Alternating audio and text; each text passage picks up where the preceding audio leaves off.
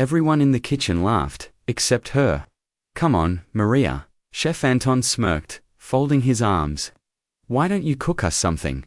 Show us how you do it. Where is it you're from again?" "That little village in the hills."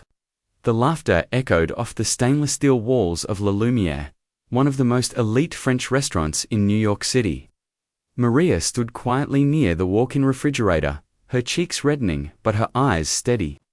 She was the cleaning woman, the one who wiped down the grease splatter, took out the trash, and made sure the knives gleamed like silver lightning before service. She wasn't a chef. She wasn't even considered staff by most of them. But she was there, every day, before the sun rose, and long after the last dessert left the pass. The joke had started after a chaotic night. The head sous chef had walked out mid-shift, and tempers were running hot. Chef Anton, known for his precision and cruelty in equal measure, was fuming. When Maria accidentally dropped a ladle near his station, he let out a theatrical sigh. "Maybe you should take over. Maria," he sneered, "cook something, amuse us." The others chuckled, eager to blow off steam. But instead of shrinking away, Maria took a quiet breath and said something no one expected. "All right," she replied softly. "Give me 1 hour." There was a pause, the room stilled, and then came another round of laughter, louder, this time tinged with disbelief. "Are you serious?" Anton raised an eyebrow. "You want to cook here? In my kitchen?" Maria met his gaze. "You said it yourself." Amused and more than a little condescending, Anton waved toward an empty station. "Be my guest. You have 1 hour. Shock us." What no one knew then was that Maria had grown up in a small mountain village in Ecuador, where the kitchen was the heart of the home.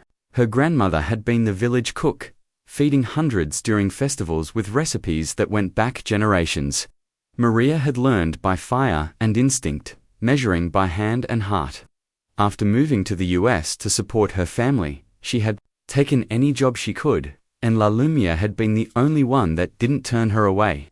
She'd watched the chefs for months, how they sliced, plated, and shouted over burners.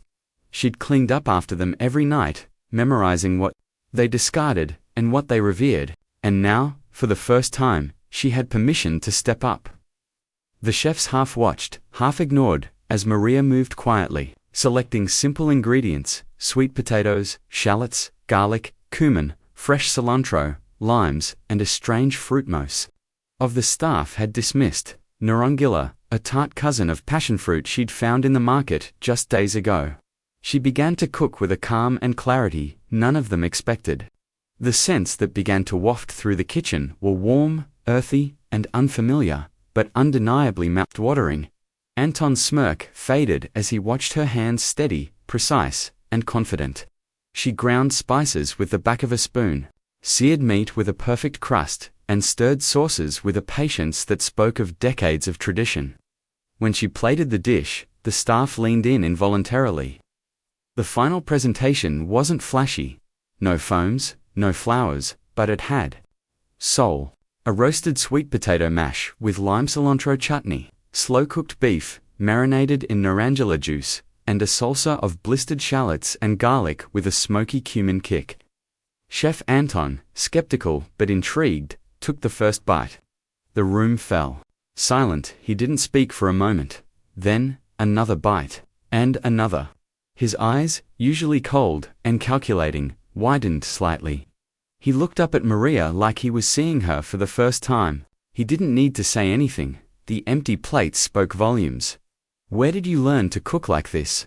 he finally asked, his voice quieter than usual. Maria smiled gently. "From my grandmother. She taught me that food should feel like home." That night, word spread through the staff like wildfire. A few chefs asked for seconds. The sommelier, who'd come down for a late snack, took a bite and immediately called the manager. Within hours, the dish had made its way to the owner of La Lumiere, who insisted it be added to the menu for a 1-week trial. The housekeeper's dish, they called it a name Maria didn't particularly like, but she accepted it with grace. The response was immediate. Reviews came pouring in. Food bloggers, critics, and longtime customers were blown away. They spoke of depth, comfort, soul, the kind of cooking that reminded them of something lost. The restaurant, once accused of being cold and elitist, suddenly had a dish that brought warmth. One night, a well-known food critic wrote, "It is humbling to know that sometimes the most unforgettable meal comes not from a trained chef, but from someone who has cooked with love their entire life." Within a month, Maria was offered an apprenticeship. At first, she refused. "I'm too old," she said. "This is your world, not mine."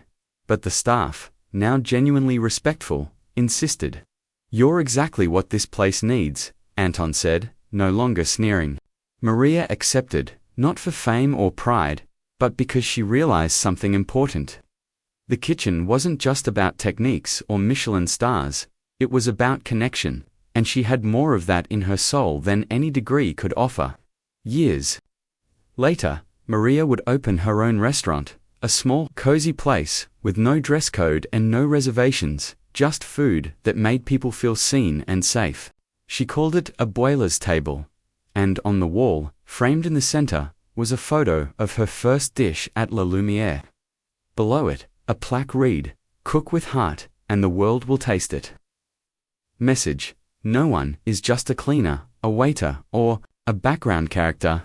Everyone has a story, a talent, a voice, and sometimes all it takes is one moment of courage to turn a joke into a journey. Don't let where you come from stop you from showing the world what you carry inside.